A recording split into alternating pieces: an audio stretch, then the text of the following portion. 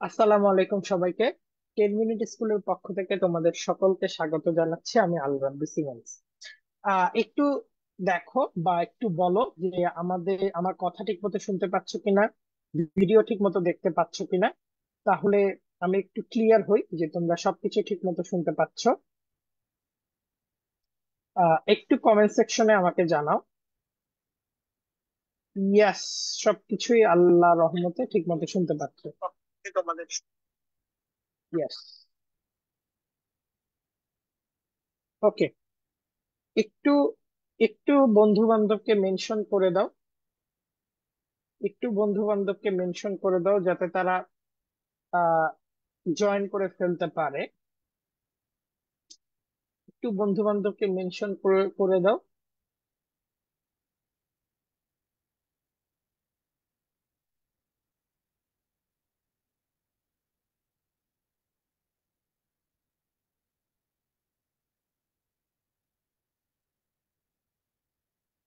ওকে, ঠিক আছে। আমরা একটু দেখি আমাদের ক্লাস কি খবর।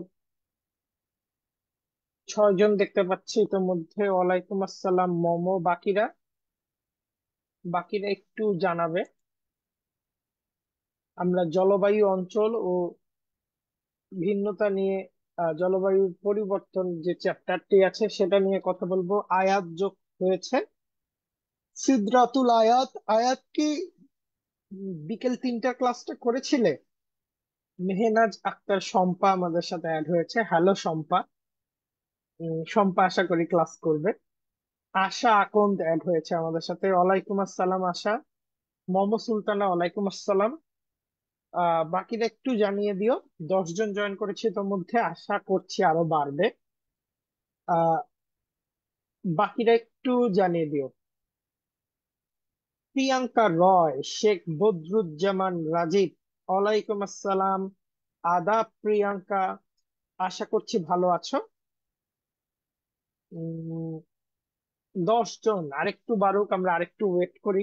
আজকে আমরা জলবায়ু অঞ্চল ও জলবায়ু পরিবর্তন নিয়ে আলোচনা করব। জলবায়ু অঞ্চল এবং পরিবর্তনে সাদিয়া জয়েন করেছে আমাদের সাথে। জলবায়ু অঞ্চল ও পরিবর্তনে আমরা 3টি গুরুত্বপূর্ণ অঞ্চল নিয়ে আলাপ করব। প্রথম গুরুত্বপূর্ণ অঞ্চলটি হচ্ছে নিরক্ষীয় জলবায়ু অঞ্চল। দ্বিতীয় অঞ্চলটি হচ্ছে ভূমধ্যসাগরীয় জলবায়ু অঞ্চল, যেটাকে ইংরেজিতে আমরা মেডিটেরেনিয়ান ক্লাইমেট বলে থাকি। আর তৃতীয়টি আমরা যেটার সাথে ওতপ্রোতভাবে জড়িত, আমরা কানেক্ট করি যেটার সাথে প্রতিনিয়ত, আমাদের ডেইলি লাইফ, আমাদের পুরো জীবন যেটার সাথে কানেক্টেড থাকে, মৌসুমী জলবায়ু। জলবায়ু এই ব্যাপারগুলো এমন কিছু জিনিস যেগুলা তুমি কি পোশাক পরিচ্ছদ পরবে, তুমি বড় হয়ে কোন ধরনের অর্থনৈতিক অবস্থার মধ্যে পড়বে, ইভেন তুমি কোন ধরনের প্রফেশনকে বেছে নিবে, তোমার কালচার কি হবে, সবকিছু জলবায়ু মেনটেন করে। রাজীব আলহামদুলিল্লাহ ভালো আছি। আয়াত বলছে করেছি। ইমন বলছে হ্যাঁ ভাইয়া পারছি। আমরিন জয়েন করেছে। রাত্রি জয়েন করেছে। 17 জন। বিবেক ভাইয়া আলহামদুলিল্লাহ ভালো আছি। বাকিরা আর একটু জয়েন করুক, আমরা 3টা মিনিট দেখি, তারপর আমরা আমাদের ক্লাসে চলে যাব। ওকে। তাইলে আমাদের আজকের ক্লাসটি হচ্ছে ভূগোল প্রথম পত্র, জলবায়ু অঞ্চল, জলবায়ু পরিবর্তন, এইচএসসি জিওগ্রাফি ফার্স্ট পেপার। তো এই এই ভিডিও মানে আজকের লাইভে প্রথম যে অঞ্চলটি নিয়ে আমরা আলোচনা করব সেটা হচ্ছে নিরক্ষীয় জলবায়ু। ওয়েট, আমি তোমাদের জন্য বোর্ড আনি। নিরক্ষীয় জলবায়ু নিয়ে আলোচনা করব। তো নিরক্ষীয় জলবায়ু বা নিরক্ষীয় অঞ্চল কোনগুলা, আমরা আজকে দুপুরে বিষয়গুলো নিয়ে ক্লিয়ার হয়েছি। কোন অঞ্চলগুলোকে আমরা নিরক্ষীয় অঞ্চল বলবো, কোন অঞ্চলগুলোকে আমরা নিরক্ষীয় জলবায়ু বলবো, সেটা নিয়ে মোটামুটি ক্লিয়ার হয়েছি আমরা। তো চলো আমরা আস্তে আস্তে আমাদের আজকের পড়াশোনা শুরু করি। তো দেখো, প্রথমে আমরা যেটা নিয়ে আলোচনা করব সেটা হচ্ছে নিরক্ষীয় জলবায়ু অঞ্চল। 23 জন জয়েন করেছে। তুমু জয়েন করেছে। আতিকা রহমান মাহিন জয়েন করেছে। বিবেক জয়েন করেছে আমাদের সাথে। শেখ বদরুজ্জামান রাজীব। ওকে। রাজীব বলেছে সবগুলো ক্লাসই করেছে। তো চলো আমরা আমাদের আজকের ক্লাসটা শুরু করি। আমরা যখনই নিরক্ষীয় জলবায়ু অঞ্চলের কথা শুনি, আমাদের মনে আরো বেশ কিছু শব্দ ঘুরপাক করে। যেমন গুরুবৃত্ত রেখা আমরা এটিকে বলতে পারি, এটিকে মহাবৃত্ত রেখা বলতে পারি, এটিকে আমরা বিষুবীয় রেখা বলতে পারি, বিষুবীয় রেখা বলতে পারি, ইংরেজিতে এটিকে আমরা বলি ইকুয়েটর, তাই না? বাংলায় এরকম নানা নামে আমরা ডাকতে পারি। তো এখন একটু দেখো, আহ সিফাত শেখ, আতিকুর রহমান মাহিন আইডি থেকে সিফাত শেখ জয়েন করেছে। তো আমরা যদি পৃথিবীটা আঁকি, তাহলে এই যে মাঝের যে রেখাটি আমরা দেখতে পারবো, এটা 0 ডিগ্রি। আজকে দুপুরে আমরা পড়েছি যে এই 0 ডিগ্রি রেখাতে সূর্য সারা বছর লম্ব ভাবে কিরণ দেয়।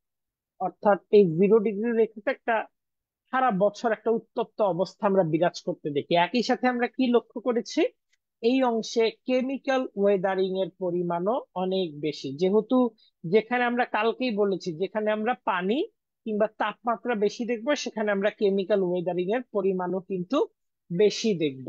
যার জন্য এখানে আমরা প্রতিদিন বিকেল বেলা এক ধরনের বৃষ্টিপাত দেখতে পাই। কোন ধরনের বৃষ্টিপাত দেখতে পাই একটু আমাকে কমেন্ট সেকশনে জানাও।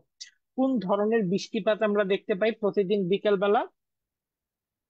কোন ধরনের বৃষ্টিপাত দেখতে পাই একটু কমেন্ট সেকশনে আমাকে জানিয়ে দিও।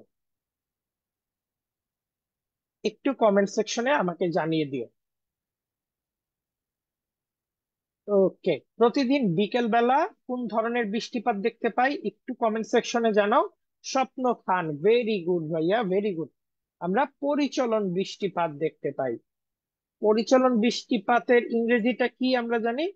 Convectional rainfall. Convectional rainfall. তার মানে আমরা কিন্তু পড়ার আগেই নিরক্ষীয় জলবায়ু অঞ্চল সম্পর্কে অনেকটা ক্লিয়ার ভূমিকা রাখছি। নিরক্ষীয় জলবায়ু অঞ্চলটা কি এই সম্পর্কে একটা ক্লিয়ার ভূমিকা রাখতে পারছি। তো চলো এখন আমরা আমাদের পড়াশোনায় প্রবেশ করি।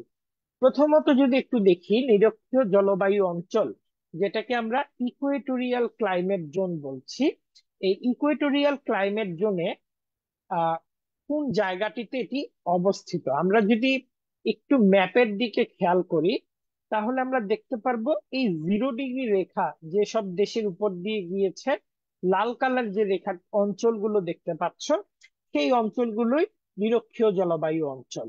তো নিরক্ষ রেখার উভয় দিকে, উভয় দিক বলতে কি বোঝাচ্ছে, উত্তর গোলার্ধে আমরা নর্দার্ন হেমিস্ফিয়ার দেখতে পারি, দক্ষিণ গোলার্ধে আমরা সাউদার্ন হেমিস্ফিয়ার দেখতে পারি।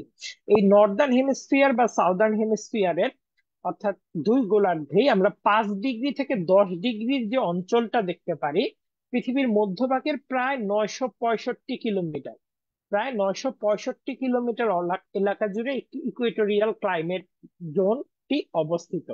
আমরা যদি ম্যাপের দিকে তাকাই, এই অংশটাতে আমরা যদি দেখি এটা ইকুয়েটোরিয়াল ক্লাইমেট জোন। এখানে অ্যামাজন নদীর অববাহিকা রয়েছে। আমরা পৃথিবীর বিভিন্ন গুরুত্বপূর্ণ নদীর অববাহিকা সম্পর্কে জানি, যেমন নীল নদ, সিন্ধু, গঙ্গা, এটা অ্যামাজন নদীর অববাহিকা ব্রাজিলের আশপাশটা। এরপরে আমরা কঙ্গো নদীর অববাহিকা কিংবা আফ্রিকার জায়ারের এই অংশটুকু দেখতে পাচ্ছি।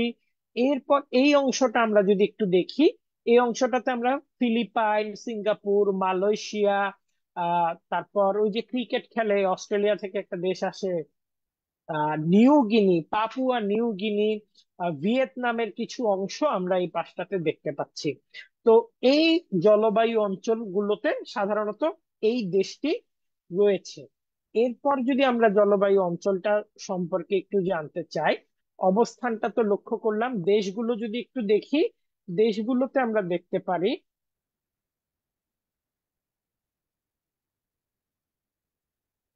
দেশগুলোতে আমরা দেখতে পারি কি, যে কলম্বিয়া, ইকুয়েডর, তারপরে ব্রাজিল, গ্যাবন, তারপরে এখান থেকে কঙ্গো, উগান্ডা, কঙ্গো, দুইটা কঙ্গো আছে, Kenya, Somalia, Malaysia, Indonesia, Kiribati, এই অঞ্চলগুলোর উপর দিয়ে প্রধানত নিরক্ষরেখাটা গেছে।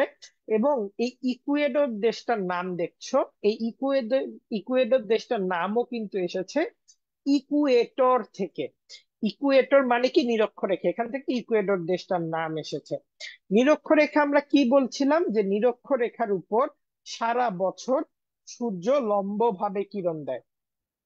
নিরক্ষরেখার উপর সারা বছর সূর্যকে আমরা কি দেখি, সারা বছর সূর্য লম্বভাবে কিরণ দেয়। এবং এই কিরণের ফলে এই অঞ্চলে আমরা দেখতে পাই অধিক তাপ, বৃষ্টিপাত ও জলবায়ুর প্রধান বৈশিষ্ট্য। অর্থাৎ সারা বছর সূর্য লম্বভাবে কিরণ দেওয়ার জন্য পুরো বছর এই অঞ্চলটাতে অধিক গরম অনুভূত হয়। এবং একই সাথে এটাকে কিন্তু ভ্যাপসা গরম হিসেবে আমরা উল্লেখ করতে পারি। এটাকে ভ্যাপসা গরম হিসেবে আমরা উল্লেখ করতে পারি। আর কি ধরনের বৃষ্টিপাত আমরা পড়ছি, যে পরিচলন বৃষ্টিপাত হয়। তো এটাই বললাম, এখানে সূর্য সারা বছর লম্বভাবে কিরণ দেয়। তো আমরা যদি দেখি এই অঞ্চলে তাপমাত্রা অত্যাধিক হয়, কতটা অত্যাধিক, যে এই অঞ্চলে আমরা দেখতে পারি যে এই অঞ্চলটি কোথায়, এই অঞ্চলটি আমরা যে টেম্পারেট জোনের, যে টরিড জোন বা উষ্ণমণ্ডল নিয়ে আলাপ করেছি, বাংলায় লিখি উষ্ণমণ্ডল নিয়ে আলাপ করেছি, এই উষ্ণমণ্ডলে কিন্তু এই নিরক্ষীয় জলবায়ু অঞ্চলটা পড়েছে। তো এই জলবায়ু অঞ্চলের বার্ষিক গড় তাপমাত্রাটা যদি দেখি 26 থেকে 28 ডিগ্রি সেলসিয়াস, কোন কোন বইয়ে 27 ডিগ্রি সেলসিয়াসও দেখতে পারো, কোনো সমস্যা নেই। তার মানে এটা ম্যাক্সিমাম টেম্পারেচার কিন্তু আরো বেশি হয়। বিকেল বেলা বলছিলাম বৃষ্টির আগে অসহনীয় একটা গরম পড়ে, আমরা মাঝে মাঝে গরমকালে লক্ষ্য করি। গরমকালে তো সাধারণত আমরা পরিচলন বৃষ্টিপাতটাই দেখতে পারি, যে বৃষ্টি হওয়ার আগে অনেক সময় আমরা দেখি না একটা অত্যাধিক গরম পড়ে ভ্যাপসা, আমরা বলি যে বৃষ্টি হইতে পারে, ওরকম একটা গরম আমরা দেখতে পাই। তবে দিনের তুলনায় রাতের তাপমাত্রা 5 থেকে 10 ডিগ্রি কমে যায় বলে, যেহেতু অনেক গাছপালা আমরা দেখতে পাই, যার জন্য তাপমাত্রা অনেকটাই কমে যায় দিনের বেলা। তো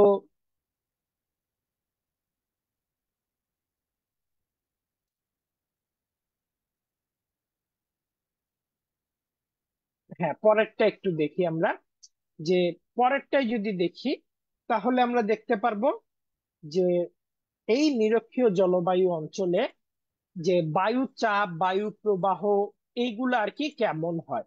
তো নিরক্ষীয় জলবায়ু অঞ্চলের একটা টার্ম কিন্তু আমরা পড়ছি, যে এই অঞ্চলকে শান্ত বলয় বলা হয় বা ডলড্রাম। এইটা কেন বলা হয়, নিরক্ষীয় অঞ্চলে আমরা পড়ছি যে পৃথিবীর ঘূর্ণনের কারণে এখানে বায়ু কিন্তু চারদিকে ছিটকে যায় এবং এটার একটা উলম্ব প্রবাহ কিন্তু ধরা পড়ে।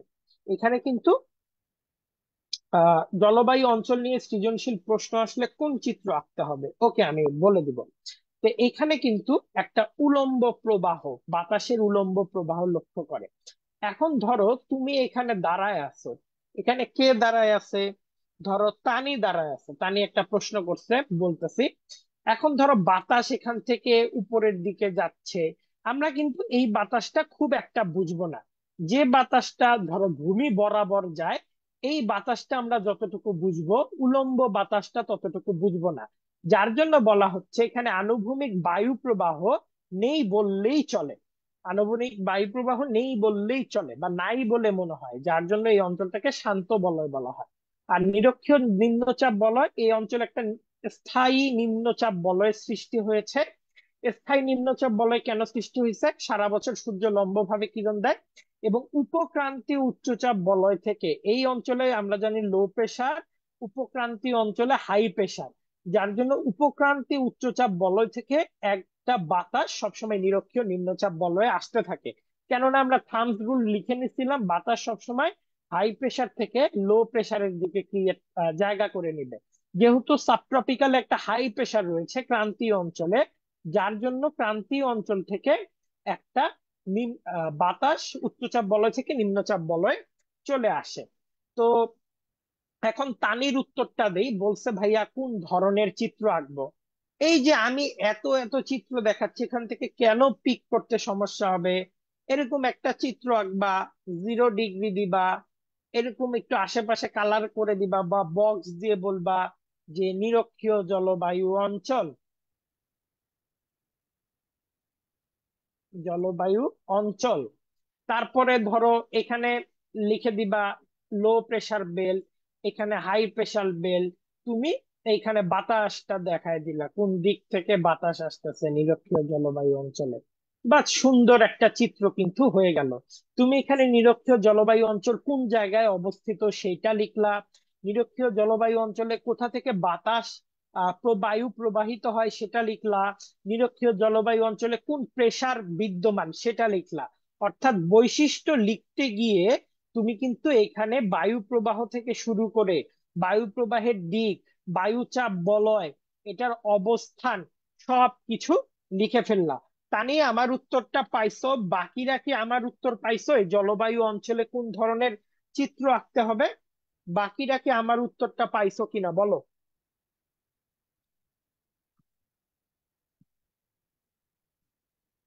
সমস্যা নাই আতি, তা নিয়ে একটু বলবা যে উত্তরটা পেয়েছো কিনা, যে জলবায়ু অঞ্চলের চিত্র আসলে কিভাবে আঁকবা। এটা যে কোনো আহ জলবায়ু অঞ্চলের উপর ইমপ্লিমেন্ট করতে পারো। ওকে, তাহলে আমরা পরবর্তী স্লাইডে যাই। আর্দ্রতা এবং বৃষ্টিপাত কেমন হবে এই অঞ্চলে? গড়ে আমরা 150 থেকে 250 সেন্টিমিটারের মতো বৃষ্টিপাত দেখতে পারি। এবং এখানে কি প্রক্রিয়ায় বৃষ্টিপাত হয়? এখানে প্রতিদিন পরিচলন প্রক্রিয়ায় আমরা বৃষ্টিপাতটা হতে দেখি, পরিচলন প্রক্রিয়ায় বৃষ্টিপাতটা হতে দেখি। কেননা সূর্য যেহেতু লম্বভাবে কিরণ দেয়, এখানে যে নিচে যে জলীয় এখানে নিচে যে ওয়াটার বডি গুলো থাকে সেগুলো জলীয় বাষ্প হয়ে উপরের দিকে উঠে যায়। আবার এখানে কন্ডেন্স হয়ে আবার এখানে ক্লাউড তৈরি করে, সেই ক্লাউড আবার এখানে মেঘ, মেঘের মাধ্যম অর্থাৎ মেঘ বর্ষিত হয়, অর্থাৎ পানি বৃষ্টিপাত হয়। আমরা এই ধরনের বৃষ্টিপাতকে পরিচলন বৃষ্টিপাত বলতে পারি। তো প্রতিদিন বিকেল বেলায় বৃষ্টিপাতটা হওয়ার কারণ সারাদিন প্রচন্ড গরম পড়ে, যার জন্য এই ধরনের বৃষ্টিপাত হয়। তো এরপর যদি দেখি 21শে মার্চ, এটা এমসিকিউর জন্য খুবই ইম্পর্টেন্ট। 21শে মার্চ এবং 23শে সেপ্টেম্বর সূর্য নিরক্ষরেখার উপর লম্বভাবে কিরণ দেওয়ায় সর্বাধিক পরিমাণ বাষ্পীভবন হয় এবং সর্বাধিক পরিমাণ বৃষ্টিপাত হয় 21শে মার্চ এবং 23শে সেপ্টেম্বর লম্বভাবে কিরণ দেওয়ার ফলে। আর সূর্যের উত্তরায়ণ এবং দক্ষিণায়নের ফলে বৃষ্টিপাতের কিছুটা পার্থক্য হয়। উত্তরায়ণ দক্ষিণায়নটা একটু আমরা বুঝে নেই। ধরো পৃথিবী তো একটু হেলান দিয়ে এরকম ঘুরতেছে সূর্যের চারদিকে। এখন পৃথিবী ধরো যখন সূর্যের ধরো এই পাশে আছে, দেখা গেছে সূর্যের রশ্মিটা এই পাশে হয়তো একটু বেশি পড়তেছে। আবার যখন ধরো পৃথিবী এই পাশে চলে আসে, সূর্যের রশ্মিটা হয়তো এই পাশে বেশি পড়ে, কারণ এই দিকটা একটু বাঁকা হয়ে থাকার কারণে সূর্যের দিকে মুখ করে থাকে। আবার বাঁকা হয়ে থাকার কারণে নিচের দিকটা হয়তো সূর্যের দিকে মুখ করে থাকে। এই যে নিচের দিকটা সূর্যের দিকে একটু বেশি মুখ করে থাকলো, এটা কি পাশ? দক্ষিণ পাশ, এই জন্য এটাকে আমরা বলছি সূর্যের দক্ষিণায়ন। আর এই যে উপরের পাশটা সূর্যের দিকে একটু বেশি মুখ করে থাকলো, এইটাকে আমরা বলছি সূর্যের উত্তরায়ণ। তাহলে সূর্যের উত্তরায়ণ দক্ষিণায়নটা ক্লিয়ার। বছরের বিভিন্ন সময় তো সূর্যের চারদিকে পৃথিবী ঘুরে, এর মাঝে পৃথিবীর কোনো অংশ, দক্ষিণ গোলার্ধের কিছু অংশ সূর্যের দিকে একটু বেশি কিরণ পায় সূর্য থেকে, আবার অনেক সময় উত্তর গোলার্ধের কিছু অংশ সূর্য থেকে বেশি কিরণ পায়। এইটাকে উত্তরায়ণ বা দক্ষিণায়ন বলা হয়ে থাকে। তো নিরক্ষীয় জলবায়ুর অন্যান্য বৈশিষ্ট্যগুলো একটু আমরা দেখি। নিরক্ষীয় জলবায়ুতে প্রশস্ত পাতাযুক্ত চিরসবুজ গভীর ঘন বনভূমি সৃষ্টি হয়। যেহেতু নিরক্ষীয় জলবায়ু অঞ্চলে আমরা রেইন ফরেস্ট দেখতে পারি, যার জন্য, এবং সারা বছর আমরা এখানে রেইনফল দেখতে পারি, যার জন্য এইখানে আমরা ঘন অরণ্যের সৃষ্টি, মানে ঘন অরণ্যের সৃষ্টিটা দেখতে পারি। এবং একই সাথে গুরুত্বপূর্ণ ব্যাপারটা হচ্ছে, যেহেতু সারা বছরই বৃষ্টিপাত হয়, বড় প্রশস্তযুক্ত পাতা হয়, এখানে আমরা চির সবুজ বৃক্ষের বনভূমি দেখতে পারি। আমাদের যে টারশিয়ারি অঞ্চল, চট্টগ্রামের যে টারশিয়ারি অঞ্চল, এই টারশিয়ারি পাহাড়ের অঞ্চলেও কিন্তু আমরা চিরসবুজ বৃক্ষের বনভূমি দেখতে পারি। এই বৃক্ষের যত গাছ জন্মে অন্য কোনো বনভূমিতে জন্মে না, এখানে তোমরা উচ্চতা দেখতে পারো, আর গাছের নামগুলা দেখতে পারো। এগুলো তো বোঝানোর কিছু নাই, আমি ওদিকে গেলাম না। প্রাকৃতিক উদ্ভিজ্জ, অর্থাৎ এই যে পুরো পৃথিবীতে রেইন ফরেস্টের ডিস্ট্রিবিউশনটা যদি তুমি দেখো, যেটাকে বলছে Hawaiian rain forest, Amazon rain forest, Ituri rain forest, Atlantic rain forest, Madagascar rain forest, এখানে আরেকটাকে আমরা কঙ্গো রেইন ফরেস্টও বলতে পারি বা আফ্রিকান রেইন ফরেস্টও বলতে পারি। তারপরে ডেইনট্রি রেইন ফরেস্ট, এখানে আমরা জাভা রেইন ফরেস্টও বলে থাকি, ইন্দোনেশিয়ার জাভা দ্বীপে। তো এরকম বিভিন্ন রেইন ফরেস্ট কিন্তু আমরা দেখতে পাই। এই 0 ডিগ্রি লাইনটা যেটার উপর দিয়ে গেছে, সেটার উপরে রেইন ফরেস্ট গুলা বিস্তৃতি লাভ করেছে। তো নিরক্ষীয় জলবায়ু অঞ্চল, তোমরা রেইন ফরেস্টের চিত্রটা দেখতে পাচ্ছ। তো এখানে সবসময় বৃষ্টিপাত হয়, এখানকার মাটি সবসময় নরম এবং ভেজা থাকে। মাটি কৃষি কাজের জন্য খুব একটা উপযুক্ত হয় না, কিন্তু বনভূমির জন্য মোটামুটি উপযুক্ত। কৃষি কাজের জন্য সকল মাটিতে উপযুক্ত হবে না। জীবজন্তু, ওরে আল্লাহ, পৃথিবীর সব ভয়ঙ্কর জীবজন্তু এইখানে দেখা যায়। আর এখানে বাণিজ্য নাই কেন? কৃষি যেখানে নাই সেখানে বাণিজ্য নাই। জীবজন্তু আমরা African forest elephant, African leopard, তারপরে আরো যে ভয়ঙ্কর জিনিসপাতিগুলো আছে, জাগুয়ার, সুমাত্রান টাইগার, এরকম বিভিন্ন ভয়ঙ্কর জীবজন্তু আমরা এই রেইন ফরেস্টে দেখতে পারি। তো আশা করতেছি ক্লিয়ার। যদি ক্লিয়ার হয় আমরা একটা এমসিকিউ সলভে যাব। যদি ক্লিয়ার হয় আমরা একটা এমসিকিউ সলভে যাব।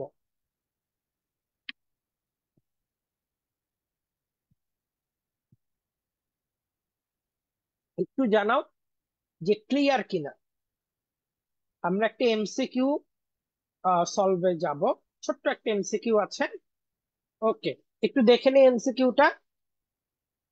তাহলে উপরে আমরা কোন কোন ফরেস্টটা দেখতে পাচ্ছি?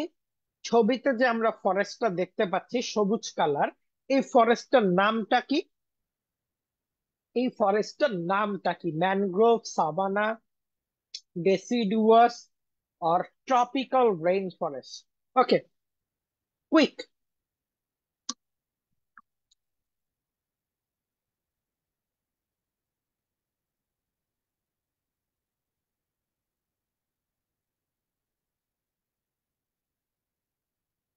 আর সাদিয়া, স্ক্রিন মাঝে মাঝে ঘোলাটে দেখানোর কোনো কারণ নাই, স্ক্রিন ক্লিয়ার আছে। তুমি তোমার ইন্টারনেট কানেকশনটা একটু চেক করবে কাইন্ডলি।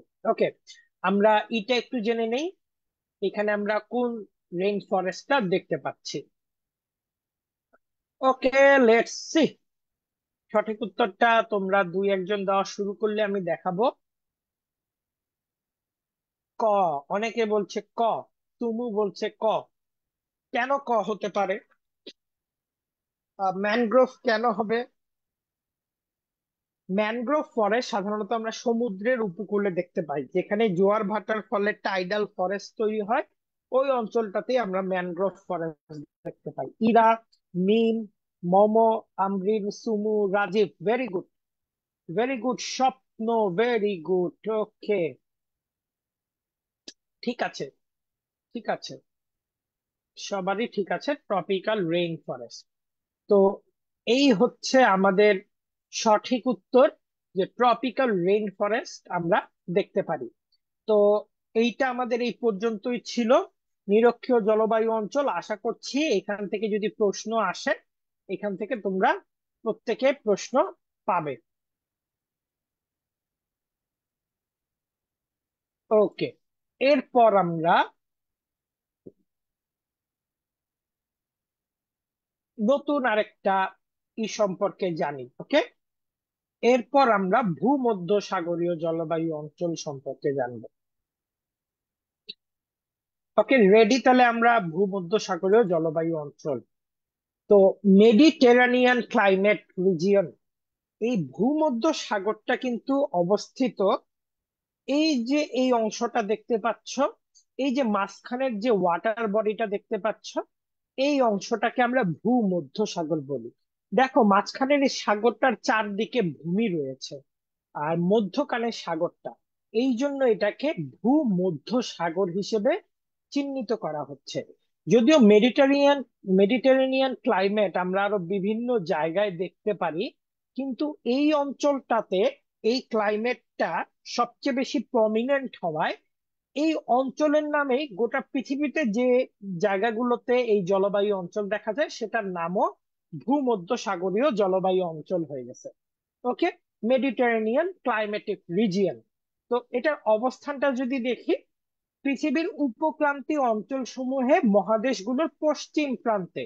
তুমি দেখো সবগুলো মহাদেশের আমরা কি জানি একটা ম্যাপের, এটা নর্থ, এটা ইস্ট, এটা সাউথ, এটা ওয়েস্ট।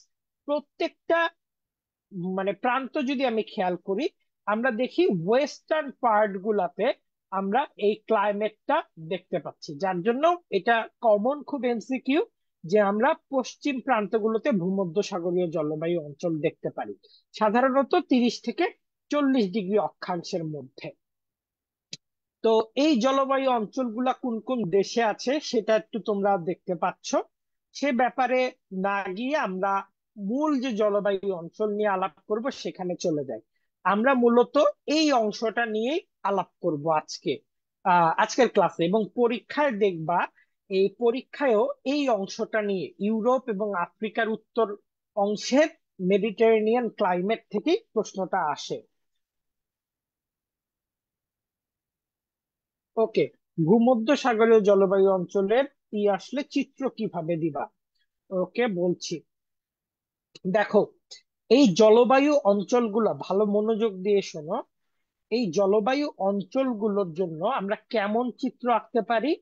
সবচেয়ে ভালো হয় বিশ্ব মানচিত্র আঁকতে পারলে।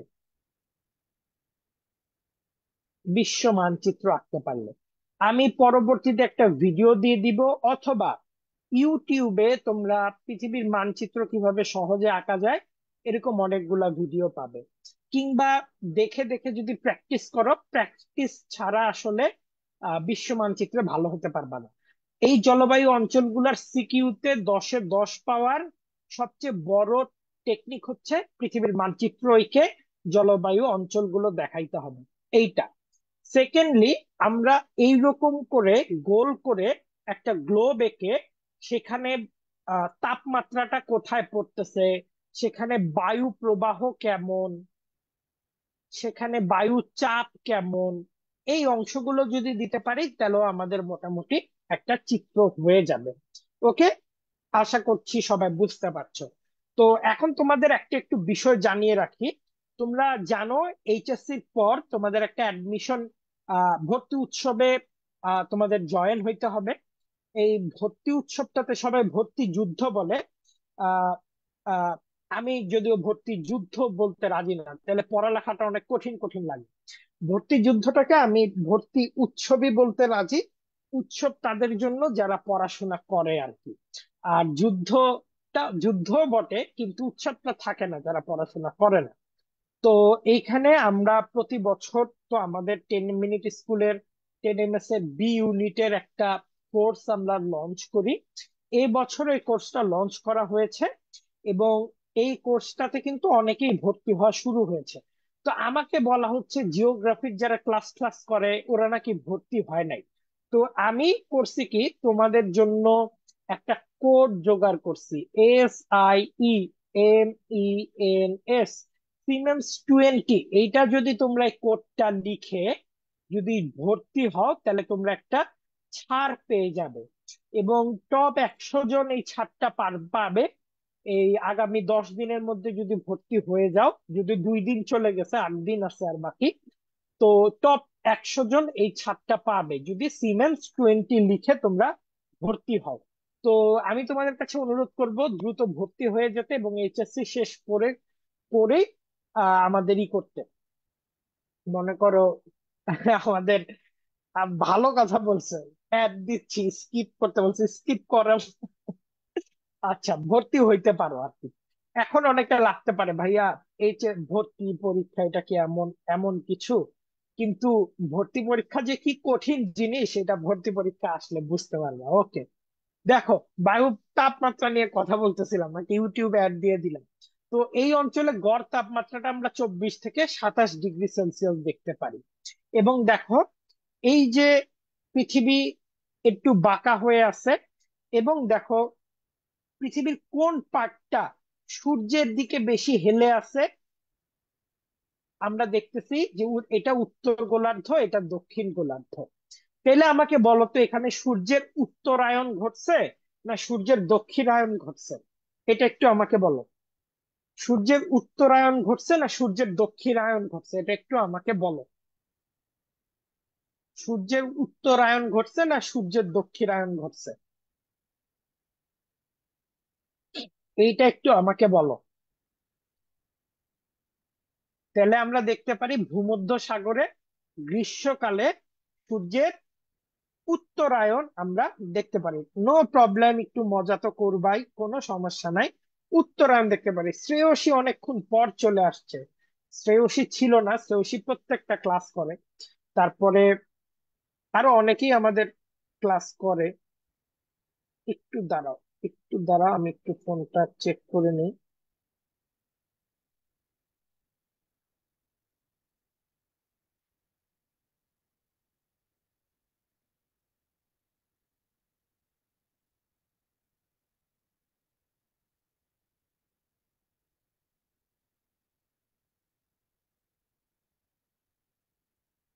ওকে। তো তো দেখো। আরে বাবা। হুম, উত্তরায়ণ ঘটছে, সূর্যের উত্তরায়ণ ঘটছে। এবং তোমরা একটু দেখবে আমাদের যে সকল সিনিয়ররা, বড় ভাই বোনরা বা আত্মীয় স্বজনরা যারা ইউরোপে থাকে, ওদের ছবি তুললে ছবি কিন্তু খুব সুন্দর আসে। আমাদের বাংলাদেশে কিন্তু ছবি তুললে যেই রকম আসে, ওরা কিন্তু খুবই ক্লিয়ার, মনে হয় খুবই হেলদি, খুবই আহ এনথুসিয়াস্টিক ছবি, খুব সুন্দর আসে না? এইটার মেইন কারণটা হচ্ছে এখানে গ্রীষ্মকালে আকাশ মেঘ মুক্ত থাকে এবং শুষ্ক বায়ু থাকে, বায়ুতে কোনো জলীয় বাষ্প থাকে না, যার জন্য লাইট সহজে রিফ্লেক্ট করে না।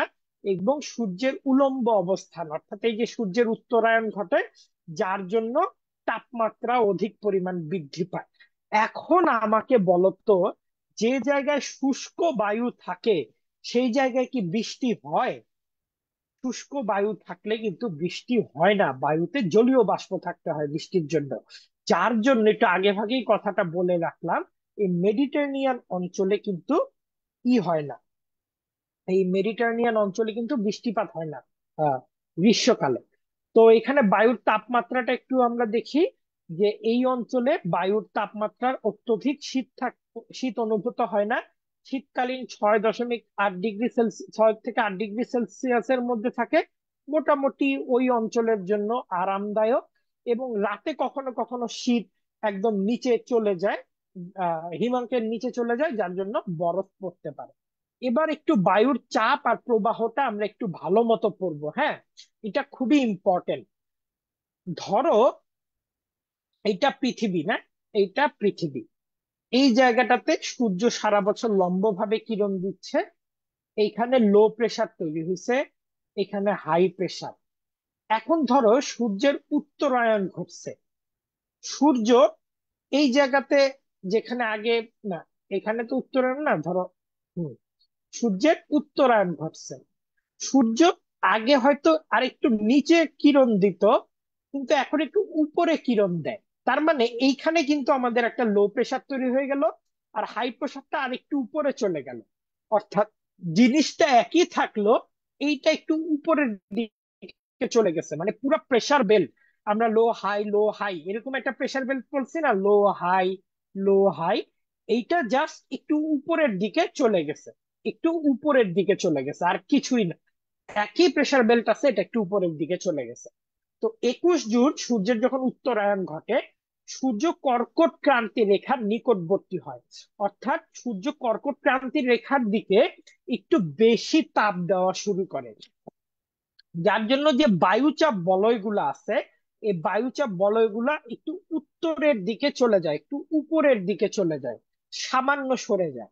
যার ফলে সূর্য আহ উত্তরায়ণের ফলে এটার যে low pressure belt, high pressure belt আছে, এগুলো একটু উপরে উঠে যায়। আর দক্ষিণায়নের ফলে কি হয়, মকর ক্রান্তি রেখার উপর সূর্য তখন সারা লম্বভাবে কিরণ দেয়, যার জন্য বায়ুচাপ বলয়গুলো একটু নিচের দিকে সরে আসে, অর্থাৎ দক্ষিণ দিকে সরে আসে। তো এই ব্যাপারটা, অর্থাৎ এই বায়ুচাপ বলয়ের যে পরিবর্তন, এই ব্যাপারটা কিন্তু আমরা সূর্যের উত্তরায়ণ দক্ষিণায়নের ফলে দেখতে পারি। তো ভূমধ্যসাগরীয় দেশগুলোতে শীতকালে আমরা আর্দ্র পশ্চিমা বায়ু ও গ্রীষ্মকালে শুষ্ক বায়ু প্রবাহিত হতে দেখি। আমরা যদি একটু বৃষ্টিপাতের ব্যাপারটা যদি একটু দেখি, তাহলে আমরা দেখতে পারবো ভূমধ্যসাগরীয় অঞ্চলে শীতকালে সাধারণত বায়ুতে আর্দ্রতা বৃদ্ধি পায় এবং শীতকাল বৃষ্টি বহুল হয়। আমাদের এখানে কিন্তু গ্রীষ্মকালে বৃষ্টিপাত হয় এবং বছরের অধিকাংশ দিন আকাশ মেঘমুক্ত থাকে, উজ্জ্বল সূর্য কিরণ পাওয়া যায়। তো এইখানে কি হয়, সাধারণত যখন এই যে লো প্রেসার বেল্ট গুলা এইখানে মনে করো সরে যায়, বা এখানে তখন হাই প্রেসার বেল্ট থাকে, এইখানে তখন হাই প্রেসার বেল্ট থাকে। তো এই হাই প্রেসার বেল্ট থেকে যখন এই লো প্রেসার বেল্টে বাতাস যাওয়া শুরু করে, তখন দেখা যায় শীতকালে তখন মেডিটেরেনিয়ান সির উপর দিয়ে যায় জন্য আমরা দেখতে পারি যে অনেক পরিমাণ জলীয় বাষ্প নিয়ে যায়। এই অনেক পরিমাণ জলীয় বাষ্প নিয়ে যায় জন্য শীতকালে বৃষ্টিপাতটা আমরা হতে দেখি। সিম্পল, বায়ুর আর্দ্রতা ও বৃষ্টিপাত, এখানে সূর্যের উত্তরায়ণ দক্ষিণায়নের ফলে চাপ বলয়গুলো পরিবর্তন হয়, এবং চাপ বলয়গুলো পরিবর্তন হওয়ার ফলে শীতকালে আমরা দেখতে পারি বৃষ্টিবহুল, গ্রীষ্মকাল আমরা দেখতে পারি বৃষ্টিহীন। এটা একটু মনে রাখতে হবে। এবার প্রাকৃতিক এদিকে গ্রীষ্ম, আর আমাদের এখানে গ্রীষ্মে মোটামুটি বৃষ্টিপাত হয়, কিন্তু এখন তো তীব্র গরম চলছে, বৃষ্টিপাত হবে এই জুলাই আসলেই, জুন জুলাই আসলেই জুলাইটা আসলেই বৃষ্টিপাত শুরু হয়ে যাবে। তো এই অঞ্চলটাতে আমরা দেখতে পারি এই অঞ্চলের মৃত্তিকা এবং আবহাওয়া গম চাষের জন্য খুবই ভালো, যার জন্য আমরা ইটালি বা অন্যান্য জায়গায় যেমন পিৎজা, তারপরে রুটি, এই খাবারগুলা কিন্তু খুব দেখতে পারি। তো পানি সেচের মাধ্যমে গম, যব, ভুট্টা এগুলা চাষ করা হয়। এছাড়া জলপাই এবং ডুমুর চাষ করা হয়। আরেকটা জিনিস হচ্ছে, এই অঞ্চলে ট্রান্সপিরেশন খুবই হয়, অর্থাৎ প্রশেদন প্রক্রিয়া খুবই হয়। তো এই অঞ্চলে পৃথিবীর সব সুন্দর সুন্দর ফলমূল গুলা এই অঞ্চলে আমরা পেতে দেখি। আপেল, কমলা লেবু, আখরোট, এরকম বিভিন্ন অঞ্চলগুলো মানে ফলমূল গুলো এই অঞ্চলে আমরা পাই। বাদাম, ওক, পাইন, সিডার, তুত গাছ, জলপাই গাছ, এই গাছগুলো এই অঞ্চলে মানে জলে। আর এই অঞ্চলে নর্মালি এই ছাগল, ভেড়া, উট, খচ্চর, গাধা, শূকর, এই ধরনের প্রাণীগুলোকে আমরা জন্মাতে দেখি। আর খুব একটা চারণ ভূমি থাকে না এই অঞ্চলে, তৃণভূমি খুব একটা নেই। তৃণভূমি না থাকার ফলে এই অঞ্চলে পশুচারণ ক্ষেত্র তৈরি হয়। আর পৃথিবীর উন্নত দেশগুলা তুমি দেখো, Algeria, Morocco, Spain, France, Italy, এখানে আরো অনেকগুলা দেশ আছে, গ্রিস, টার্কি, মিশর। তো এই যে এই জায়গাটায় প্যালেস্টাইন, পৃথিবীর লিবিয়া, তারপরে তিউনেসিয়া, পৃথিবীর গুরুত্বপূর্ণ এবং বড়লোক দেশগুলা কিন্তু এই অঞ্চলটাতে অবস্থিত। এই অঞ্চলে গন্ধক, পাথর ইত্যাদি, সোনা, খনিজ তেল, আরো বিভিন্ন জিনিস পাওয়া যায়। তো আল্লাহ তাআলা এই অঞ্চলকে পুরা ঢেলে দিছে আর কি। তো এবার আমাকে এই ইয়ের অ্যান্সারটা দাও, আর তোমরা বলো যে ক্লিয়ার কিনা। ভূমধ্যসাগরীয় জলবায়ু অঞ্চলের জন্য কোনটি যথার্থ? বৃষ্টিবহুল শীতকাল, গ্রীষ্মকালে শুষ্ক বায়ু বিদ্যমান, এই জলবায়ু অঞ্চলের প্রধান বৃক্ষ জলপাই। একটু আমাকে জানাও। লালপুর তো সবচেয়ে গরম জায়গা, ও আল্লাহ, মুশফিকা লালপুরে থাকে। লালপুর তো বাংলাদেশের সবচেয়ে উষ্ণতম জায়গা। নাও বলো, কুইক, কুইক। ক্লিয়ার, শ্রেয়সী বলছে ক্লিয়ার, স্বপ্ন বলছে খ হবে ভাইয়া, 3 নাম্বারটা হবে। ঘ হবে, সরি সরি, ঘ বলছে, 1 2 3। পাইন এক ধরনের গাছ। 1 2 3ই হবে, স্বপ্ন বলছে। ইরা বলছে ভাইয়া ক্লিয়ার, জি ভাইয়া। তারপরে বাকিরা, শ্রেয়সীও বলছে 1 2 3, মোমো সুলতানা বলছে 1 2 3। ইফতেখার হাসিব রুটিনটা সেভ করে রাখা লাগবে তো। সাইমন বলছে ক্লিয়ার। এই ওর আরবি নামের বানান ই নাই, জের জবর পেশ নাই, কিন্তু যতটুকু বোঝা যাচ্ছে সাইমুম টাইপও কিছু হবে নাকি, একটু বলো তো, জের জবর পেশ ছাড়া পড়তে পারি না। ওকে, ক্লিয়ার। হুম, সুমু বলছে ক্লিয়ার। সঠিক উত্তরটা আমরা একটু দেখে নেই। সঠিক উত্তর 1 2 3, ভেরি গুড। তাহলে আমাদের ভূমধ্যসাগরীয় জলবায়ু অঞ্চলটাও কিন্তু ক্লিয়ার, এখান থেকে কিন্তু প্রশ্ন আসে, এখান থেকে কিন্তু প্রশ্ন আসে। তাই এই ব্যাপারটি আমরা মাথায় রাখবো। ওকে, এর পরেরটায় আমরা চলে যাই, আমরা যেখানে থাকি মৌসুমী জলবায়ু অঞ্চল।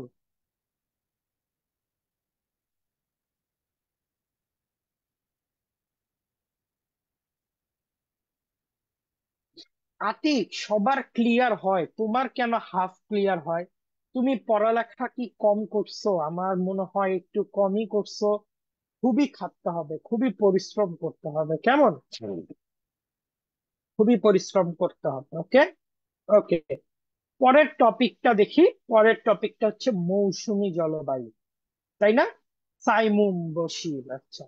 পরেরটা হচ্ছে মৌসুমী জলবায়ু। আমরা যে জলবায়ুটায় থাকি সেটা হচ্ছে মৌসুমী জলবায়ু। তো মৌসুমী জলবায়ু অঞ্চলটা একটু আমরা দেখি। এটা হচ্ছে আরবি মৌসুম শব্দ থেকে আসছে। প্রাচীনকালে এই মৌসুমে, এই যে ধরো,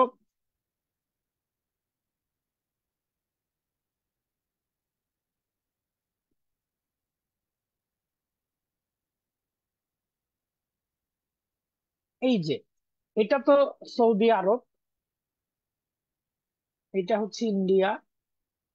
তো প্রাচীনকালে এই আরব বণিকরা ইন্ডিয়াতে আসতো এই মৌসুমী জলবায়ু, আহ যে বাতাস মানে বায়ু প্রবাহ, সেইটা করে, সেইটাকে অনুসরণ করে।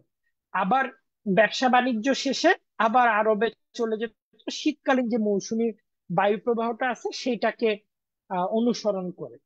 তো এই জন্য ওরা বলতো মৌসুম আসছে, মৌসুম, ব্যবসায়িক মৌসুম।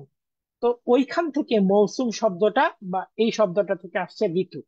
তো ঋতু পরিবর্তনের সাথে সাথে এখানকার বায়ু প্রবাহের দিকও আমরা পরিবর্তন হতে দেখি। তো গ্রীষ্মকালে আমরা এক ধরনের বায়ু প্রবাহ দেখি, শীতকালে আমরা এক ধরনের বায়ু প্রবাহ দেখি। তাহলে ঋতু পরিবর্তনের সাথে সাথে যে জলবায়ু অঞ্চলের বায়ু প্রবাহের দিক পরিবর্তন হয় তাকে আমরা মৌসুমী জলবায়ু অঞ্চল বলি, তাই না? মৌসুমী জলবায়ু অঞ্চল বলি। তো মৌসুমী জলবায়ু অঞ্চলটা যদি আমরা দেখি, এর অবস্থানটা পৃথিবীর মানে প্রান্তে, মহাদেশগুলোর পূর্ব প্রান্তে মৌসুমী জলবায়ু অবস্থিত 15 থেকে 30 ডিগ্রি। তাইলে মেডিটেরেনিয়ান ক্লাইমেট যেটা, সেটা আমরা দেখতে পারছি কোন প্রান্তে পৃথিবীর? কোন দিকে দেখতে পারছি একটু কমেন্টে লেখো তো। কোন দিকে দেখতে পারছি মেডিটেরেনিয়ান ক্লাইমেটটা? মেডিটেরেনিয়ান ক্লাইমেটটা কোন দিকে দেখতে পারছি একটু কমেন্টে লেখো। মনসুনটা আমরা দেখতে পাচ্ছি পূর্ব দিকে। আর মেডিটেরেনিয়ান ক্লাইমেটটা কোন দিকে দেখতে পারি? মেডিটেরেনিয়ান ক্লাইমেটটা কুইক, আমার স্টুডেন্টরা স্লো নাকি রে? পশ্চিম দিকে, শ্রেয়সী বলছে পশ্চিম দিকে। তাইলে এই জলবায়ু অঞ্চলের প্রায় উল্টা একটা চিত্র আমরা মনসুন জলবায়ু অঞ্চলে দেখতে পারবো। গুরুত্বপূর্ণ দেশগুলোর মধ্যে ভারত, বাংলাদেশ, পাকিস্তান, মায়ানমার, এই দেশগুলা, যে দেশগুলো আমরা সাধারণত সাউথ এশিয়া এবং সাউথ ইস্ট এশিয়া, এই অংশ, এই দুইটা অঞ্চলে আমরা মূলত এই জলবায়ু অঞ্চলটা দেখতে পারবো। তো অবস্থানটা তো দেখলাম আমরা, এটা নিয়ে আর না ই করি। বৈশিষ্ট্যগুলা দেখি। মৌসুমী জলবায়ু অঞ্চলে আর্দ্র ও বৃষ্টিবহুল গ্রীষ্মকাল। শোনো, সাধারণত আমরা বৃষ্টিটা গ্রীষ্ম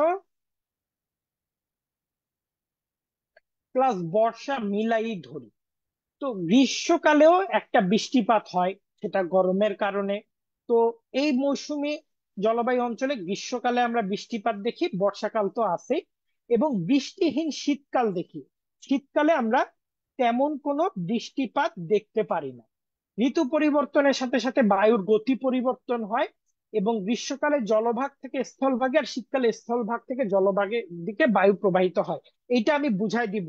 দুপুরে তোমরা ক্লাস করছো না একটা, ওই যে কি বলে, সমুদ্র বায়ু এবং স্থল বায়ু, সেটার মেকানিজমটাই এখানে।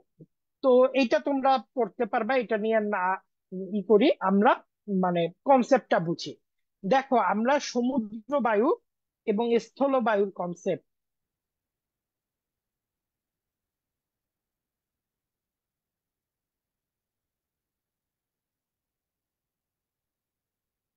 ওইখানে আমরা দুইটা থামস রুল বলছিলাম, তাই না? যে ল্যান্ড দ্রুত রাগে, ওয়াটার আস্তে রাগে, এরকম দুইটা থামস রুল বলছিলাম আমরা, তাই না? মনে করো তো একটু দুপুরবেলার ক্লাসটা। এই সাউন্ড কি ক্লিয়ার আসতেছে না নাকি? একটু জানাও তো, নাকি খালি মুশফিকার প্রবলেম? ওকে, সাইমুম বলছে ওকে। তো দেখো, এখন গ্রীষ্মকালে ধরলো এটা সমুদ্র বায়ুর মতো দিনের বেলা, আর এইটা শীতকাল, রাতের বেলা। তো এখন একটু দেখো যে গ্রীষ্মকালে ল্যান্ড আমার মতো অনেক তাড়াতাড়ি রেগে যায়।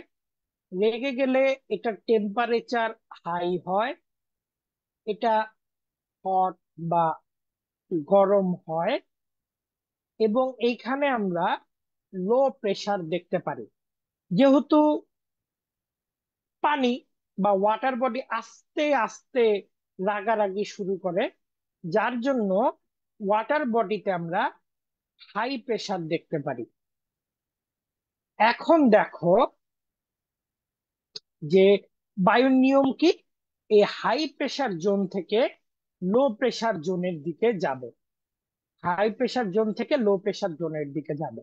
এবং এটা কি অতিক্রম করে যাচ্ছে, এখানে আরব সাগর আর এইখানে বে অফ বেঙ্গল অতিক্রম করে যাচ্ছে। তো তার মানে আরব সাগর আর বে অফ বেঙ্গল প্রচুর পরিমাণ জলীয় বাষ্প এই বায়ুকে দিয়ে দিচ্ছে, প্রচুর পরিমাণ জলীয় বাষ্প এই বায়ুকে দিয়ে দিচ্ছে। তো বায়ু অনেক জলীয় বাষ্প নিয়ে যাচ্ছে। তো পরবর্তীতে যেটা হয়, আমরা জানি এই অংশে হিমালয় পর্বতমালা বিদ্যমান। এই যে বায়ুটা আসলো, এটা হিমালয় পর্বতমালায় বাধা পেয়ে বৃষ্টিপাত ঘটায়, জন্য গ্রীষ্মকালে এই অংশে বৃষ্টিপাত হয়। এই যে পাহাড়ে বাধা পেয়ে একটা বৃষ্টিপাত ঘটাইলো, এইটাকে আমরা লার্জ স্কেলে, মানে এটা তো একটা বড় স্কেলের ঘটনা আমরা দেখতেছি, কোন ধরনের বৃষ্টিপাত বলতে পারি? কোন ধরনের বৃষ্টিপাত, কোন ধরনের বৃষ্টিপাত আমরা বলতে পারি, একটু আমাকে লেখো, লিখে জানাও এটাকে। এই যে হিমালয়ে এই মৌসুমী বায়ুপ্রবাহ বাধা প্রাপ্ত হয়ে, হিমালয়ে এই মৌসুমী বায়ুপ্রবাহ বাধাপ্রাপ্ত হয়ে বৃষ্টিপাত ঘটাইলো, এটাকে কোন ধরনের বায়ুপ্রবাহ আমরা বলতে পারি? একটু আমাকে কমেন্ট সেকশনে জানাও, এটাকে আমরা কোন ধরনের বায়ুপ্রবাহ বলতে পারি। সিকিউ লেখার নিয়মটা তো অনেকবার বলছি আপু, ক্লাসগুলো করলে তো পেয়ে যাবা। চিত্র আঁকতে হবে, সিকিউ লেখার একটাই নিয়ম আমি সবাইকে বলে দিচ্ছি, চিত্র আঁকতে হবে, প্রতিটা সৃজনশীলের চিত্র। শৈলক্ষে বৃষ্টিপাত, ভেরি গুড শ্রেয়সী, বা অরোগ্রাফিক রেইনফল। তাহলে আমরা গ্রীষ্মকালে লার্জার স্কেলে একটা অরোগ্রাফিক রেইনফল হতে দেখি। এখন ধরো যে সমুদ্র বায়ু স্থলবায়ুর মতো রাতের বেলা, রাতের বেলা ওই যে সারাদিন আস্তে আস্তে পানি রাগ হইছে, রাগ হইছে, রাগ হইছে, রাতের বেলা আমরা দেখি পানি এই ল্যান্ডের তুলনায় কিছুটা গরম। কেন? ল্যান্ড তো তাড়াতাড়ি রাগ হয়েছে, আবার তাড়াতাড়ি রাগ ছেড়েও দিছে, তাড়াতাড়ি টেম্পারেচার নিছে, আবার তাড়াতাড়ি টেম্পারেচার ছেড়েও দিছে। পানি বাবারে এখন রাগ হয়ে আছে। তাহলে এখন লো প্রেসারটা কই তৈরি হলো? লো প্রেসারটা তৈরি হলো ওয়াটার বডিতে, মানে শীতকালে। আর হাই প্রেসারটা তৈরি হলো ল্যান্ডে। তাহলে নিয়ম কি, এই হাই প্রেসার থেকে লো প্রেসারের দিকে বায়ু আসবে, হাই প্রেসার থেকে লো প্রেসারের দিকে বায়ু আসবে। এখন দেখো তো, এই বায়ুটা কিন্তু পুরোটাই একটা ল্যান্ডমাস অতিক্রম করে আসছে, পুরোটাই একটা ল্যান্ডমাস অতিক্রম করে আসছে। এই বায়ু প্রবাহকে যে জলীয় বাষ্প গিফট দিবে, এরকম কোন ওয়াটার বডি কিন্তু এখানে, নদী নালা আছে কিন্তু যেখানে ওকে আরব সাগর আর বে অফ বেঙ্গল জলীয় বাষ্প গিফট দিচ্ছে, এইখানে কিন্তু গিফট দেওয়ার মতো কিছু নাই। এইখানে কিন্তু বিশাল একটা ল্যান্ডকে অতিক্রম করে আসছে, যার জন্য শীতকালে এই বায়ু প্রবাহটায় কোনো ধরনের জলীয় বাষ্প থাকে না, যার জন্য আমাদের দেশে বা মৌসুমী বায়ু প্রবাহতে শীতকালে কোনো ধরনের বৃষ্টিপাত হয় না। তাইলে এখন আমাকে বলো, মৌসুমী বায়ুর মেকানিজম কিভাবে কাজ করে তোমরা ক্লিয়ার কিনা? মৌসুমী বায়ুর মেকানিজম কিভাবে কাজ করে তোমরা ক্লিয়ার কিনা? আর এইরকম যদি একটা ম্যাপ আঁকতে পারো পরীক্ষার হলে, তাইলে মনে করো সাক্ষাৎ এ প্লাস। তাইলে মনে করো সাক্ষাৎ এ প্লাস। ক্লিয়ার কিনা একটু আমাকে জানাও।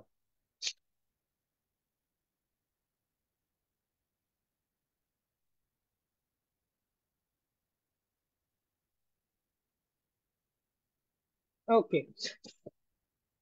তো সূর্যের উত্তরায়ণের ফলে আমরা দেখতে পাই স্থলভাগের তাপমাত্রা বৃদ্ধি পায়, যে কথাগুলো এতক্ষণ বললাম। বায়ুর চাপ কমে যায় এবং স্থলভাগে একটা সুবৃহৎ নিম্নচাপ বলয় তৈরি হয়, এবং গ্রীষ্মকালে বৃষ্টিপাত হয়।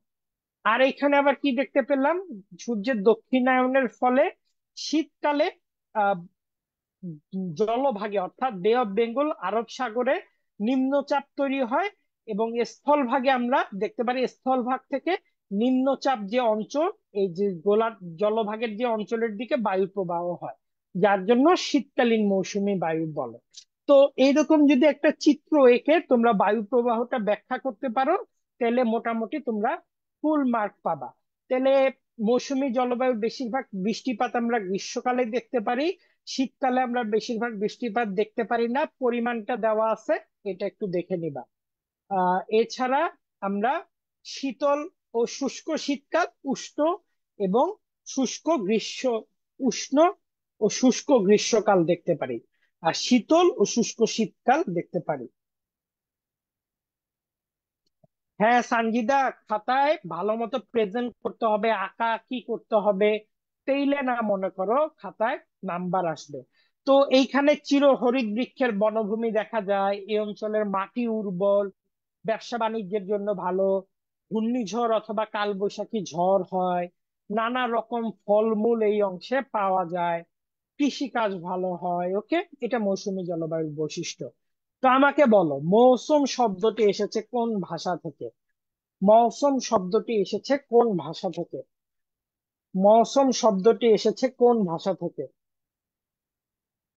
এইটা একটু আমাকে জানাও। মৌসুম শব্দটি কোন ভাষা থেকে এসেছে?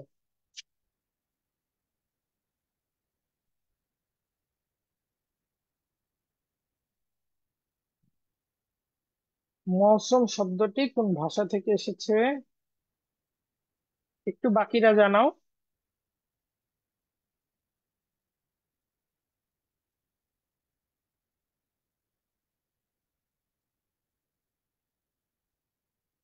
কি? আরবি? ওকে, আরবি। হুম, বাকিরা?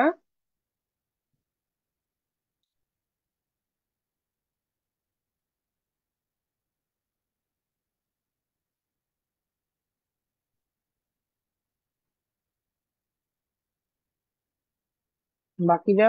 ওকে, তাহলে সঠিক উত্তরটা যদি আমরা দেখে নেই, সঠিক উত্তরটা আরবি। আরবি হচ্ছে সঠিক উত্তর। তো মৌসুমী জলবায়ুটাও আমাদের কাছে ক্লিয়ার হয়ে গেল। আমাদের কাছে আর একটা টপিক আছে, টপিকটা হচ্ছে বাংলাদেশের জলবায়ু অঞ্চল। তো আশা করতেছি ক্লিয়ার এটা সবার কাছে। হ্যাঁ, এখান থেকে প্রশ্ন আসলে সুন্দর করে লিখতে পারবা।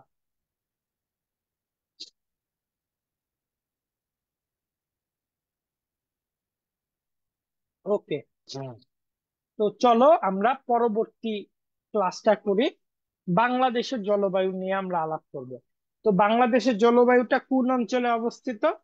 এইটা মৌসুমী জলবায়ু অঞ্চলে অবস্থিত। মৌসুমী জলবায়ু অঞ্চলে অবস্থিত। ওকে। এখন একটু দেখো, প্রথম দিকে কিছু কথা বলি আমরা। হ্যাঁ, যে এই বাংলাদেশের জলবায়ুকে আমরা ক্রান্তীয় মৌসুমী জলবায়ু অঞ্চল বলে চিহ্নিত করছি। কি জন্য ক্রান্তীয় বলছি?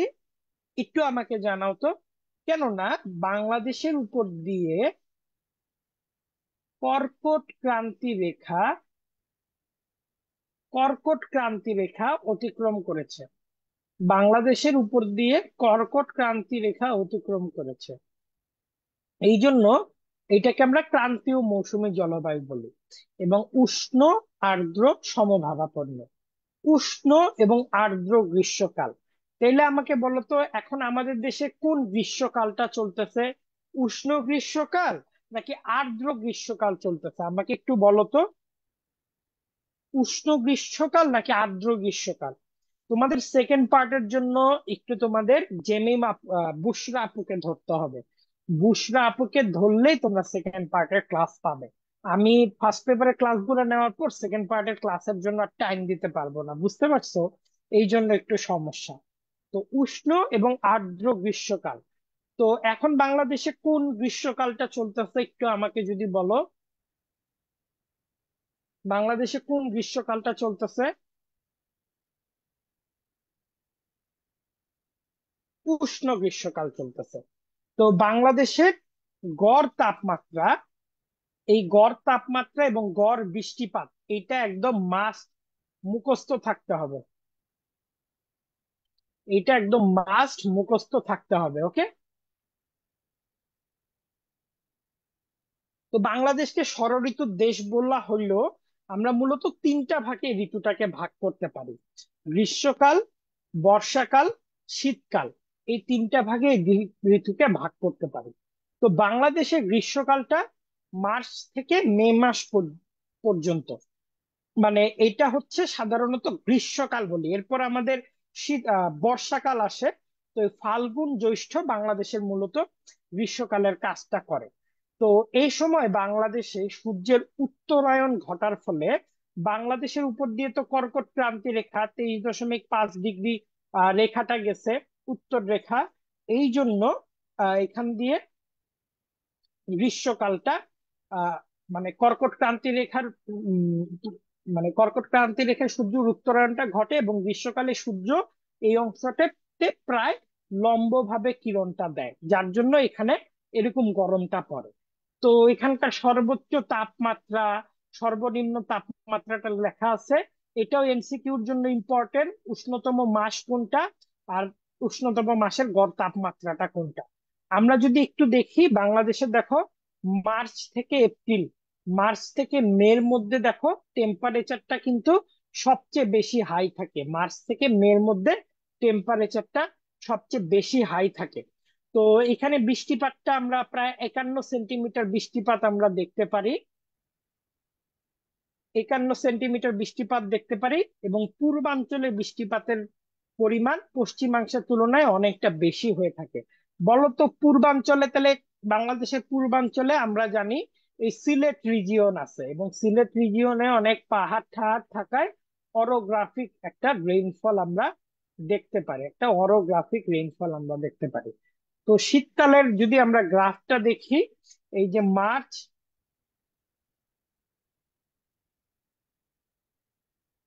এই যে মার্চ, এপ্রিল, মে, মে মাসে আমরা কিছুটা বৃষ্টিপাত বাড়তে দেখি, কিন্তু তাপমাত্রা কিন্তু এই 3 মাসে সবচেয়ে বেশি তাপমাত্রা থাকে।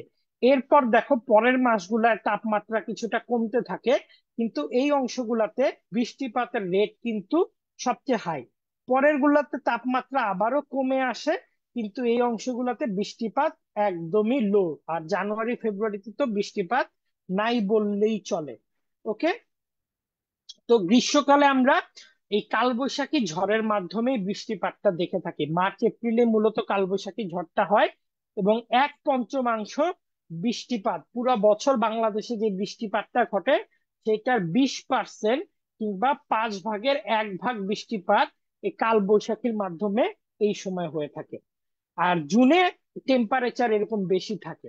গ্রীষ্মকালে বায়ু প্রবাহটা আমরা দেখতে পারি যে উত্তর গোলার্ধে বায়ুচাপের পরিবর্তনের কারণে দক্ষিণ পশ্চিম উষ্ণ বায়ু এখানে আসে। দেখো এইটা তো পশ্চিম সাইড এবং এটা তো দক্ষিণ সাইড, তাহলে বায়ু প্রবাহটা কোন দিক থেকে আসতেছে? দক্ষিণ পশ্চিম থেকে বায়ু প্রবাহটা আসতেছে। এরপর যদি দেখি বর্ষাকাল, জুন থেকে অক্টোবর মাসে বর্ষাকাল হয়ে থাকে এবং এটাকে বৃষ্টিবহুল বর্ষাকাল বলে থাকে। বর্ষাকালে কেন বৃষ্টিপাত হয় এই মেকানিজমটা আমি আর নতুন করে বলছি না। বর্ষাকালে মূলত বৃষ্টিপাতটা হয় আমাদের মৌসুমী জলবায়ুর বায়ু প্রবাহের কারণে। তাপমাত্রাটাও উষ্ণ থাকে বর্ষাকালে। ওই যে আহ ইফতেখার লিখলো, না ইফতেখার না তো মুশফিকা লিখলো যে জুনেও টেম্পারেচার বেশি থাকে। জুনে এবং সেপ্টেম্বর মাসেও অনেক বেশি গরম পড়ে বর্ষাকালে। প্রায় গড় তাপমাত্রা 27 ডিগ্রি সেলসিয়াস থাকে। আবার এর মধ্যে বৃষ্টিপাতও দেখা যায়। দেখো, এই যে দেখো জুনে কিন্তু, এই জুনে কিন্তু আমরা দেখতে পারি যে এই যে কাছাকাছি, এটা তো মে মাস জুন মাস, মে মাস জুন মাসের মতো কাছাকাছি একটা তাপমাত্রা আমরা দেখতে পারি, কিন্তু বৃষ্টিপাতটা দেখো, মে মাসের বৃষ্টিপাত জুন জুলাইয়ের বৃষ্টিপাত অনেকখানি পার্থক্য হয়। তো বাংলাদেশে আমরা দেখেছি সবচেয়ে বেশি বৃষ্টিপাতটা আমরা দেখতে পারি সিলেট অঞ্চলে। আর মুশফিকাদের যে অঞ্চল আছে লালপুর, নাটোরের লালপুর, সেই অঞ্চলগুলোতে সবচেয়ে কম বৃষ্টিপাতটা আমরা হতে দেখি, কেননা সিলেট অঞ্চলে পাহাড় পর্বত ঘন বন জঙ্গলের পরিমাণটাও বেশি।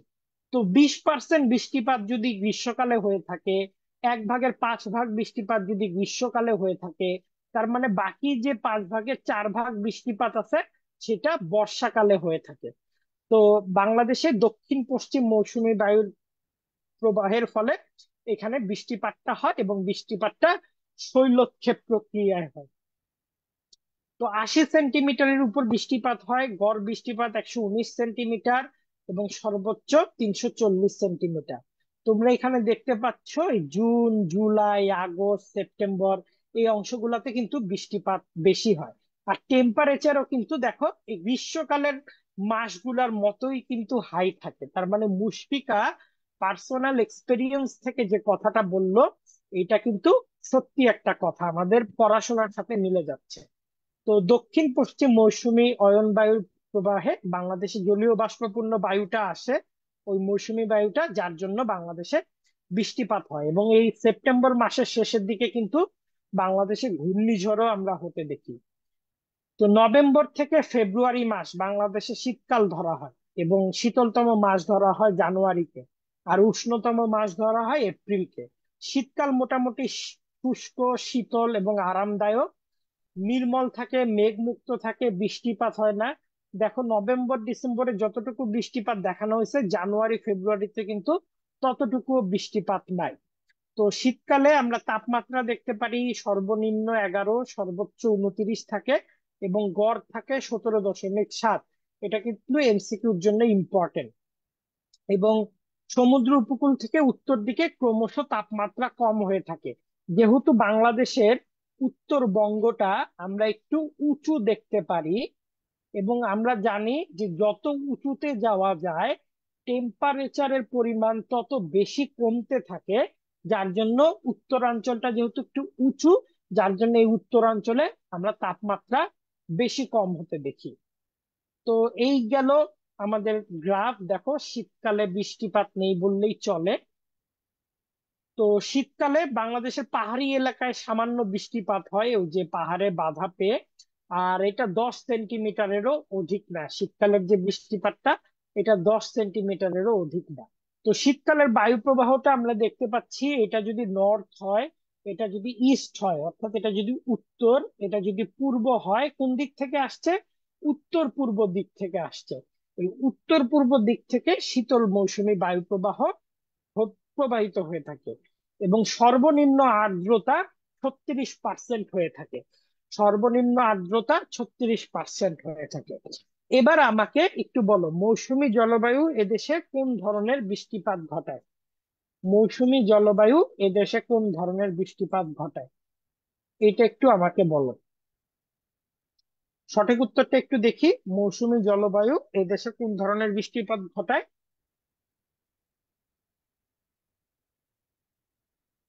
ঘ, শৈলক্ষেপ বৃষ্টিপাত ঘটায় মৌসুমী জলবায়ু, তাই না? ওকে, তাহলে তো এই পর্যন্তই আজকের পড়ালেখা, এই পর্যন্তই ছিল। তো আমরা যদি একটু দেখি যে কালকে আমাদের কিন্তু রাত 10টার দিক আরেকটা ক্লাস আছে। কালকে আমাদের রাত 10টার দিক আরেকটা ক্লাস আছে। এই 10টার দিকের ক্লাসটা সমুদ্র স্রোতের কারণ, আটলান্টিক মহাসাগরীয় স্রোত, ভারত মহাসাগরীয় স্রোত, জোয়ার ভাটা, এইটা নিয়ে ক্লাসটা হবে। কালকে তোমরা সবাই ক্লাস করবে, তাই না? কালকে কিন্তু আমাদের লাস্ট ক্লাস। আর সবাই একটা রিভিউ পোস্ট রেডি করে রাখবা, যাতে ক্লাস শেষে তোমরা পরশুদিন থেকে গ্রুপে রিভিউ পোস্ট গুলা দিতে পারো, এবং সায়েন্সের স্টুডেন্ট, কমার্সের স্টুডেন্টদের দেখাইতে পারো আমরা মানবিকের যারা আছি তারা আমাদের প্রিপারেশনটা কতটা ভালো মতো নিচ্ছি। ওকে? না, অ্যাডমিশনের জন্য এখন থেকে পড়া শুরু করতে হবে না। তোমরা চাইলে ভর্তি হয়ে যেতে পারো আমাদের অ্যাডমিশন কোর্সটায়। যখন এইচএসসি পরীক্ষাটা শেষ হবে তারপর থেকে আমাদের অ্যাডমিশন কোর্সটা চালু হবে। ওকে? তাইলে চলো। ওকে, তাহলে তোমরা একটা পোস্ট রেডি করে ফেলো, এবং কালকের এই ক্লাসটা রাত 10টার দিকে হবে, সমুদ্র স্রোত ও জোয়ার ভাটা। এই ক্লাসটার জন্য তোমরা রেডি থেকো। আর সেকেন্ড পেপারটা আমি বুশরা আপুকে বলবো, বুশরাকে আমি বলে দিব, তোমরা সবাই, বুশরা আমি একটা ভিডিও করে দিব, তাহলে বুশরা আপু না করতে পারবে না। তোমরা সবাই কমেন্টে আপুকে বলবো, আপু প্লিজ আমাদের সেকেন্ড পেপারের এরকম কয়টা রিভিশন ক্লাস নেন। ওকে? আমি বলে দিব, আমি সুমু, সাদিয়া, তারপরে সাইমুম, ইরা, প্রত্যেককে আমি কথা দিচ্ছি যে আমি বুশরা আপুকে বলবো, একটা ভিডিও পোস্ট করে দিব, তোমরা ভিডিওতে সবাই কমেন্ট করবে আপু আমাদের ক্লাসটা নেন। আপুকে একদম সবাই ভালো মতো ধরবা যে আপু আমাদের ক্লাসটা নেন, আপু আমাদের ক্লাসটা নেন। ওকে? কেমন? তাইলে আপু তোমাদের ক্লাসটা নিবে। তো আজকে এই পর্যন্তই থাকুক, পরে কালকে আবার আমাদের 10টার সময় দেখা হবে, এবং ম্যাপের ক্লাস আছে, ম্যাপের একটা ভিডিও করে দিব ইনশাল্লাহ। তাহলে কালকে দেখা হবে। কালকে আমাদের লাস্ট ক্লাস, সবাই অনেক মজা টজা করে ক্লাসটা শেষ করব, সবাই মনোযোগ দিয়ে ক্লাস করব। কালকে সর্বোচ্চ উপস্থিতি চাই, বন্ধু বান্ধব সবাইকে নিয়ে আসবা। কেমন? তো আজকের মতো এখানে বিদায় নিচ্ছি। আল্লাহ হাফেজ, দেখা হবে আগামীকাল। সে পর্যন্ত সকলেই ভালো থেকো। আমি আল রাব্বি সিমান্স এখানে বিদায় নিচ্ছি। আসসালামু আলাইকুম।